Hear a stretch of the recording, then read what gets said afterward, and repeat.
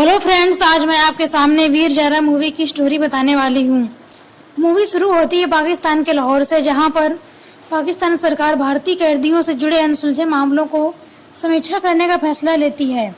साम्या सिद्दीकी कैदी नंबर 786 का पहला केस लेती है, जो 22 सालों से लाहौर की जेल में कैद है। साम्या कैदी से बात करना चाहती है, पर वो किसी से बात नहीं करता। साम्या सिद्दीकी उसको उसके असली नाम से पुकारती है, वीर प्रताप सिंह। फिर वो बोलता है और कहानी फ्लैशबैक में जाती है। वीर प्रताप एक पायलट था, जिसको लोगों की जान बचाना उसके पिता की विरासत में था। वो अपने इस जॉब में बहुत खुश था। उसे नहीं मालूम था कि 3 दिन बाद उसकी रातों की नींद उड़ने वाली है। और कहानी शुरू होती पाकिस्तान से। ज़ारा हयात खान की बेबी का देहांत हो जाता है और वो ज़ारा से मरने से पहले अपनी ख्वाहिश का इजहार करती है। ज़ारा की बेबी इंडिया से थी, लेकिन ज़ारा की फैमिली में पूरी जिंदगी उन्होंने पाकिस्तान में गुजार दी, पर बदले में कभी कुछ नहीं मांगा। आज वो मरते मरते ज़ारा से कहती हैं कि मेरे मरने के बाद मेरी अस्थियां तिलकपुर में बहा देना, मुझे शरण मिल जाएगी। और ज़ारा अस्थि लेकर निकल जाती है इंडिया के तिलकपुर के लिए। तभी बस का एक्सीडेंट हो जाता है और लोगों की जान बचाने के लिए वीर प्रताप सिंह नीचे आते हैं। वीर प्रताप ज़ारा को देखते हैं और ज़ारा उन्हें।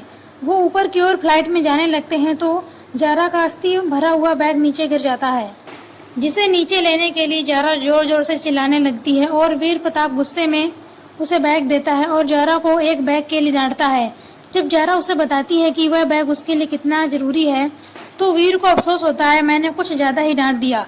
नेक्स्ट सीन में दिखाया जाता है कि ज़ारा की अम्मी परेशान होती है, तो शब्बू बताती है कि वो इंडिया गई है। तभी ज़ारा का कॉल आता है और वो बोलती है, अम्मी मैं ठीक हूँ, आप परेशान ना हूँ। ज़ारा तिलकपुर के लिए बस में जाती है, पर उससे सीट ना मिलने की वजह से उसे ऊपर बैठना पड़ता है। ये सब देखकर वीर वहां आ जाता है और दोनों साथ साथ तिलकपुर जाने लगते हैं। वहां जाने के बाद पुजारी से बात करके पूरी विधि से पूजा करती है। जब अस्थि बहाना होता है तब ज़ारा वीर को बुलाती है, आप भी हाथ लगाइए, आप मेरे साथ अस्थि को बहाने में मेरी मदद कीजिए। तब वीर बोलता है, मैं कैसे? तब ज़ारा बोलती है, ना मैं बीवी की वारिस हूँ, ना आप बेबी के वारिस।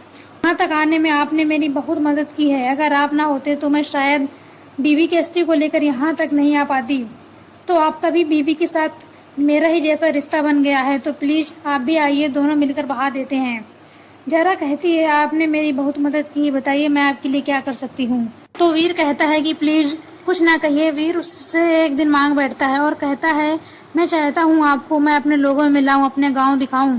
मैं भी आपको एक ऐसी याद देना चाहता हूँ जिससे आप भूल ना सकें। और ज़ारा उसकी बातें मान जाती है और वीर उसे अपने गांव लेकर जाता है। वहां जाने के बाद गांव वाले वीर और ज़ारा पर काफी खुश होते हैं। फिर ज़ारा वीर के ताऊजी से मिलती है, जिनका नाम होता है चौधरी सुमेर। वैसे तो ये वीर के पिता नहीं है, उसके पिता बचपन में ही गुजर जाते हैं। ये वीर के ताऊजी हैं, जिन्हें बाबूजी बोलता है। ताऊजी और माँ जी ज़ारा से मिलकर खुश होते हैं। चौधरी सुमेर सिंह ज़ारा को लेकर घुमाने गांव की ओर जाते हैं। वहां पर जाकर ज़ारा को पता चलता है चौधरी सुमेर सिंह ने गांव के लड़कों के लिए बहुत कुछ किया है। गांव के बच्चों के लिए स्कूल बनाया है, वहीं लड़कियों के पीछे कर दिया। चौधरी सिंह का मानना होता है कि लड़कियां तो शादी करने के बाद अपने घर चली जाएंगी, बढ़ना तो आगे लड़कों को ही है। तो ये बातें ज़ारा को गलत लगी और वो चौधरी सुमेर सिंह को बताती है कि अपने लड़कियों के साथ बहुत गलत किया। तब चौधरी सुमेर सिंह को एहसास होता है कि सच में उसने बहुत गलत किया।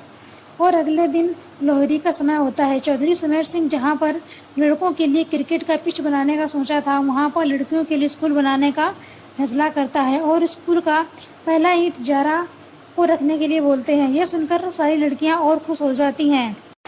अगले दिन ज़ारा को स्टेशन जाना होता है।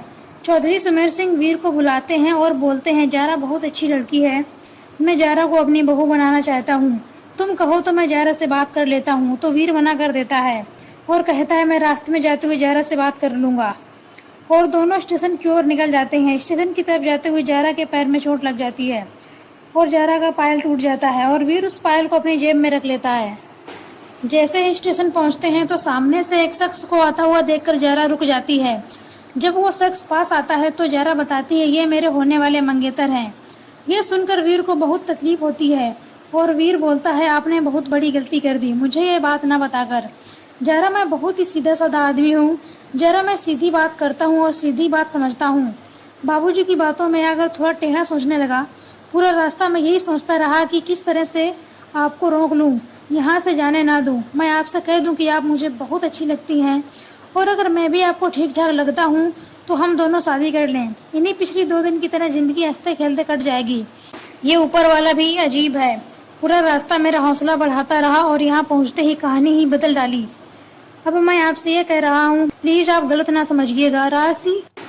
राजदुल्ला को उसकी बातों से शक होता है। वो वीर के पास जाता है और वीर से बोलता है, आप मेरे सामने ही मेरी होने वाली बीवी से इस तरह से बात कर रहे हैं, मैं इसे इश्क समझूं या गजल। वीर बोलता है, आप इसे कुछ ना समझें, बेहतर है, लेकिन सच तो ये है कि आप इनके सब कुछ हैं, हम इनके कुछ भी नहीं।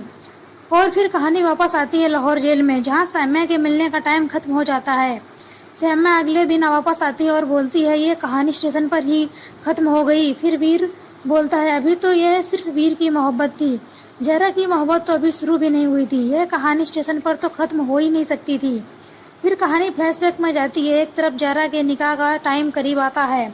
तब जारा अपनी अम्मी से एक सवाल कर बैठती है, अम्मी आप अब्बा जी के लिए जान दे सकती हैं? अम्मी बोलती है, हाँ क्यों नहीं, वो मेरे शौहर हैं, हाँ बिल्कुल जान दे सकती हूँ। जब जारा यह सवाल करती है कि अब्बा जी आपके लिए जान दे सकते हैं, तो जारा की अम्मी बोलती है कि कैसी बातें कर रही है। तो जारा बोलती है, अम्मी मैं एक ऐसे शख्स को जानती हूँ जो मेरे लिए हंसते हंसते अपनी जान दे सकता है।